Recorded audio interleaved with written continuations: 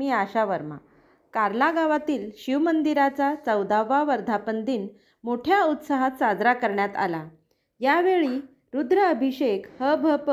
गणेश महाराज फालके कामशेट यांची प्रवचन सेवा, दिवाळीत झालेल्या किल्ले स्पर्धेचा बक्षीस वितरण, गावातील ज्येष्ठ नागरिक व महिला भगिनी यांच्या हस्ते महाआरती, आरती झाल्यावर शिवशंकर तरुण मंडळ कार्ला ग्रामस्थ यांच्या वतीने महाप्रसादाचा ग्रामस्थांनी लाभ घेतला।